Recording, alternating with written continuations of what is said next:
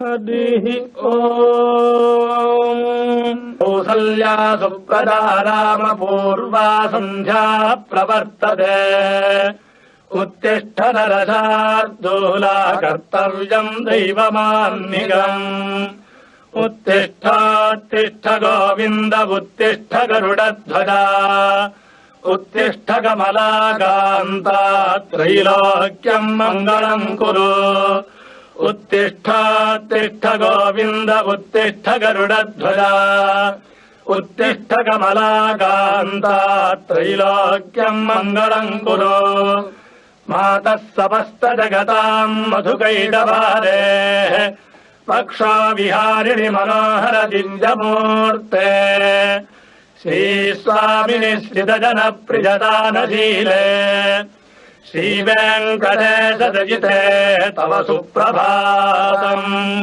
मातः समस्त जगताम् मधुकैटभारेः पक्षा विहारिणि मनोहर दिव्यमूर्ते। श्रीस्वामिनि श्रितजनप्रियदानशीले श्रीवेङ्कटेशदयिते तव सुप्रभातम्।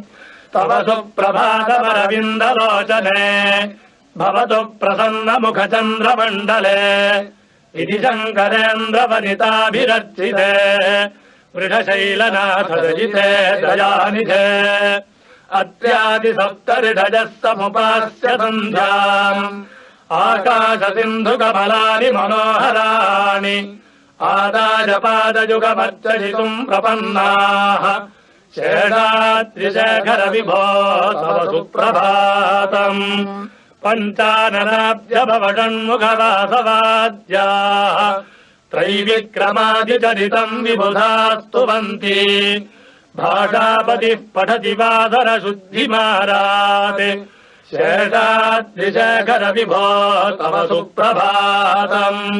ईषत्प्रफुल्लसरसीरुह नारिकेलपूकद्रुमादिषु मनोहरपालिकानाम् आवादिमन्दमनिलः सह दिव्यगन्धैः शेषाद्रिशेखर विभो तव सुप्रभातम्। उन्मील्यनेत्रयुगमुत्तमपञ्चरस्ताः पात्रावशिष्टकदलीफलपायसानि भुक्ता सलीलमथकेलिशुकाः पठन्ति शेषाद्रिशेखर विभो तव सुप्रभातम्। तन्त्री प्रकर्षमधुरस्वनया विपञ्च्या गायत्यनन्तचरितम् तव नारदोऽपि भाडा समग्रमथकृत्करचाररम्यम् शेषाद्रिशेखर विभो तव सुप्रभातम्। पृन्दावलीतमकरन्धरसानुविद्धझङ्कारगीतनिनदैः सह सेवनाय निर्यात्युपान्तसरसी कमलोदरेभ्यः शेषाद्रिशेखर विभो तव सुप्रभातम्। योषागणेन वरदध्रिमिमच्छमाने घोषालयेदुदधिमन्थन तीव्रघोषाः रोषात्कलिम् विदधते गगुभश्च कुम्भाः शेषाद्रिशेखर विभो तव सुप्रभातम्। पद्मेशमित्रशतपत्रगतानि वर्गाः हर्तुम् श्रियम् कुवलयस्य निजाङ्गलक्ष्म्या भेदीनिनादमिव बिभ्रति तीव्रनादम् शेषाद्रिशेखर विभो तव सुप्रभातम्। श्रीमन्नभीष्टवरदाखिल लोकबन्धो श्री श्रीनिवास जगदेकदयैक सिन्धो श्रीदेवता गृहभुजान्तर दिव्यमूर्ते श्रीवेङ्कटाचलपते तव सुप्रभातम्। श्रीमन्नभीष्टवरदाखिल लोकबन्धो श्री श्रीनिवास जगदेकदयैक सिन्धो श्रीदेवता गृहभुजान्तर दिव्यमूर्ते श्रीवेङ्कटाचलपते तव सुप्रभातम्। श्रीस्वामि पुष्करिणिका प्लवनिर्मलाङ्गाः श्रेयोर्थिनो हलविरिञ्च सरन्तनाद्याः द्वारे वसन्ति वरवेत्र हतोत्तमाङ्गाः श्रीवेङ्कटाचलपते तव सुप्रभातम्।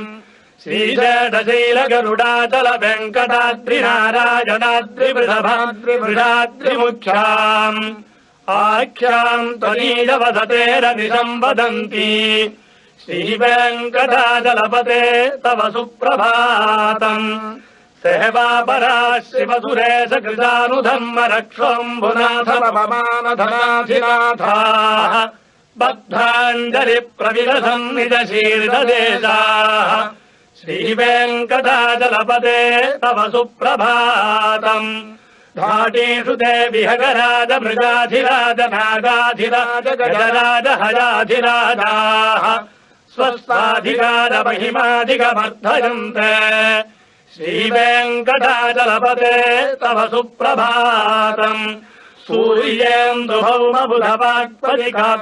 सूर्येन्दुभौमबुधवाक्परिकाव्यसौरिस्वर्भानुकेतु दिविधत्परिषत्प्रधानाः त्वद्दासदासचरमावधिदासदासाः श्रीवेङ्कटाचलपते तव सुप्रभातम् त्वत्पादधूलिभरितस्फुरितोत्तमाङ्गाः स्वर्गापवर्गनिरपेक्षनिदान्तरङ्गाः कल्पागमाकलनया पुलताम् लभन्ते श्रीवेङ्कटाचलपते तव सुप्रभातम् त्वद्गोपुराग्रशिखराणि निरीक्षमाणाः स्वर्गापवर्गपदवीम् परमाम् श्रयन्तः मर्त्या मनुष्यभुवने मतिमाश्रयन्ते श्रीवेङ्कटाचलपते तव सुप्रभातम् श्रीभूमिनायकदयाधिगुणामृताब्धे देवाधिदेव जगदेक शरण्यमूर्ते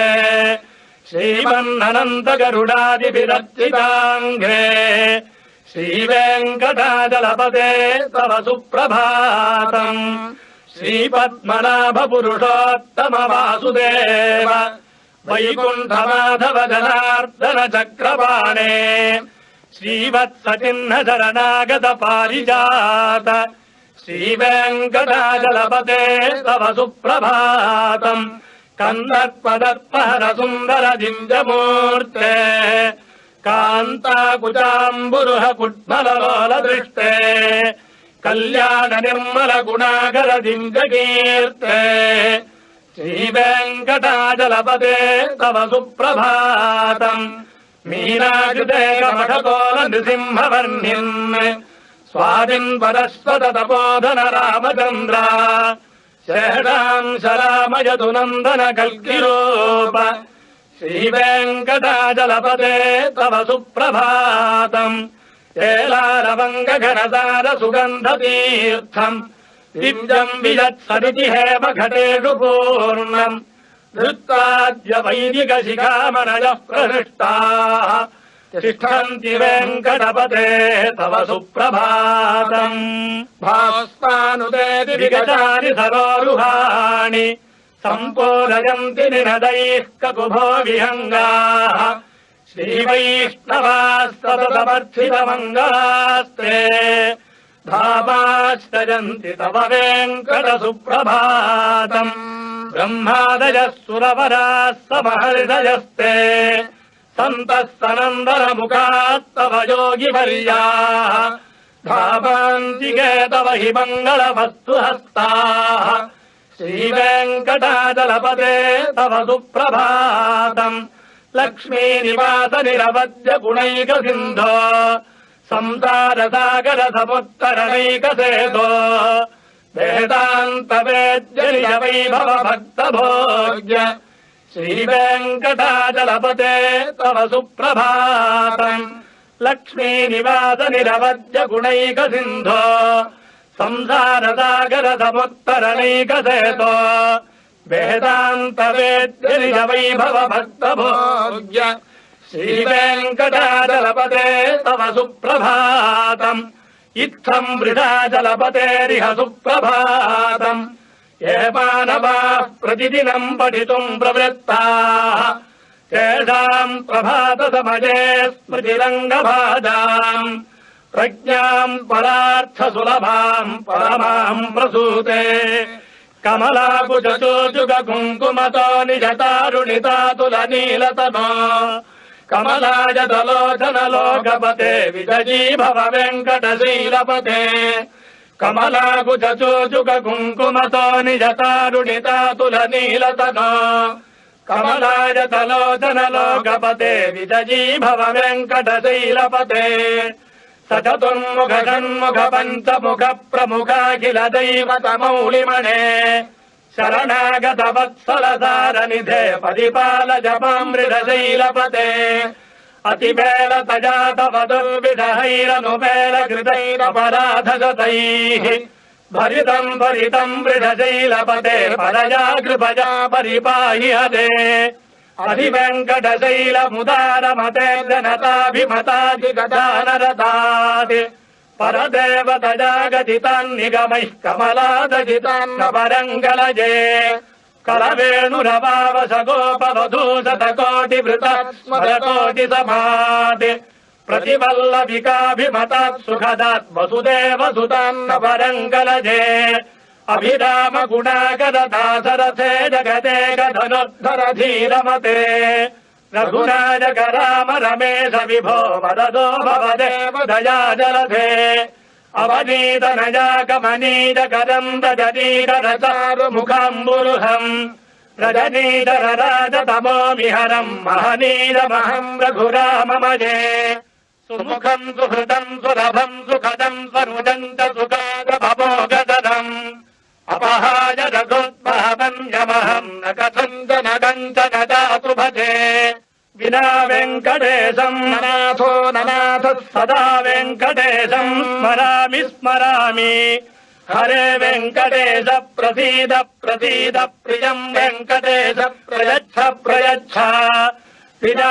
वेङ्कटेशम् ननाथो ननाथः सदा वेङ्कटेशम् स्मरामि स्मरामि हरे वेङ्कटेश प्रसीद प्रसीद प्रियम् वेङ्कटेश प्रयच्छ प्रयच्छ अहम् दूरतस्ते पदाम्भोजयुग्म प्रणामेच्छया गत्य सेवाम् करोमि सकृत्सेवया नित्यसेवा फलम् त्वम् प्रयच्छ प्रयच्छ प्रभो वेङ्कटेश अज्ञानिना मया दोषानशेषान् विहितान् हरे क्षमस्वत्वम् शेषशैलशिखामणे ईशानाम् जगतोऽस्य वेङ्कटपते विष्णोः पराम् प्रेयसीम् तद्भक्षस्थल नित्यवासरसिकाम् दक्षान्ति संवर्धिनीम् पद्मालङ्कृत पाणिपल्लवयुगाम् पद्मासनस्थाम् श्रियम् वात्सल्यादिगुणोज्ज्वलाम् भगवतीम् वन्दे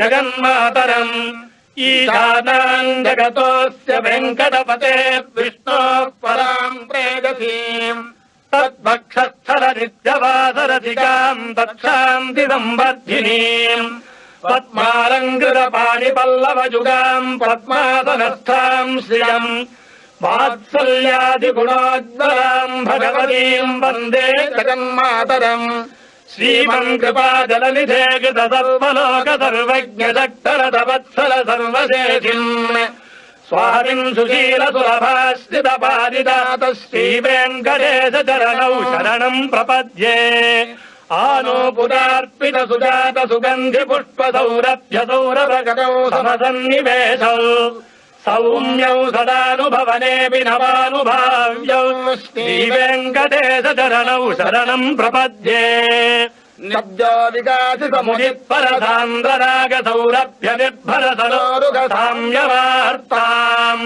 सम्यक्षुताहतपदेषु विलेखयन्तौ श्रीवेङ्कटेश चरणौ शरणम् प्रपद्ये रेखामजध्वज सुधाकलशातपत्रवज्राङ्कुशाम्बुरुह कल्पक शङ्खचक्रैः भव्यैरलङ्कृत तलौ परतत्त्वचिह्नैः श्रीवेङ्कटेश चरणौ शरणम् प्रपद्ये ताम्रोदरद्विधिपराजित पद्मरागौ बाह्यैर्महोभिरविभूत महेन्द्रनीलौ उद्यन्नकांसुभिरुदस्तदशाङ्गपादौ श्रीवेङ्कटेश चरणौ शरणम् प्रपद्ये सप्रेम भीतिकमलाकर पल्लवाभ्याम् संवाहनेऽपि सपदिक्रममाददानौ कान्ताववाङ्मनसगोचरसौ कुमार्यौ श्रीवेङ्कटेशचरणौ शरणम् प्रपद्ये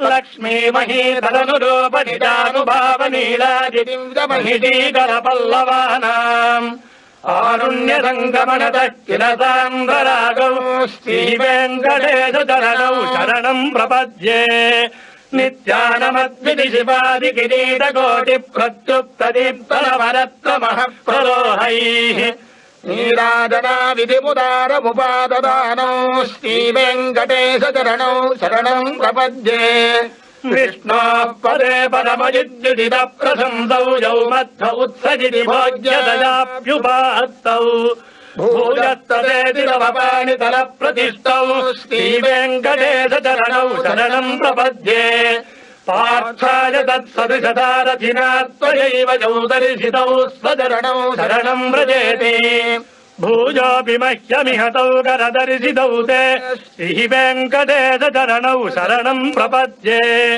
मन्मूर्ध्निकानि च पदे विकटादवीडु श्रीवेङ्कटाद्रिशिखरे शिरसि श्रुतीनाम् चित्तेऽप्यनन्यमनसाम् समवाहितौ ते श्रीवेङ्कटेशचरणौ शरणम् प्रपद्ये अम्लारिष्टतवनीतलकिन्न पुष्पौ श्रीवेङ्कटाद्रिशिखराभरणायमानौ आनन्दिताखिल मनोनयनौ तवैतौ श्रीवेङ्कटेशचरणौ शरणम् प्रपद्ये प्रायः प्रपन्न जनता प्रथमावगाह्यौ मातुस्तनाविव शिशोरमृतायमानौ प्राप्तौ परस्परतुलामधुरान्तरौ ते श्रीवेङ्कटेशचरणौ शरणम् प्रपद्ये सत्त्वोत्तरैः सततसेव्यपदाम्बुजेन संसारतारगतयार्द्रत्रिगण्डलेन सौम्योपयन्तृमुनिनाममदर्शितौ ते श्रीवेङ्कटेशचरणौ शरणम् प्रपद्ये श्रीधश्रिया घटिगजा त्वदुपाय भावे प्राप्ते त्वयि स्वजमुखे च दया स्फुरन्त्या नित्याश्रिताय निरवध्य गुणाय तुभ्यम् स्याङ्किङ्करो विजगिरीश न जातु मह्यम् श्रियः कान्ताय कल्याणनिधये निधयेऽर्थिनाम् श्रीवेङ्कटनिवासाय श्रीनिवासाय मङ्गलम् श्रियः कान्ताय कल्याणनिधये निधयेऽर्थिनाम् श्रीवेङ्कटनिवासाय श्रीनिवासाय मङ्गलम् लक्ष्मी सविभ्रमालोकशुभ्रो विभ्रमचक्षुषे चक्षुषे सद्वलोकानाम् वेङ्कटेशाय मङ्गलम्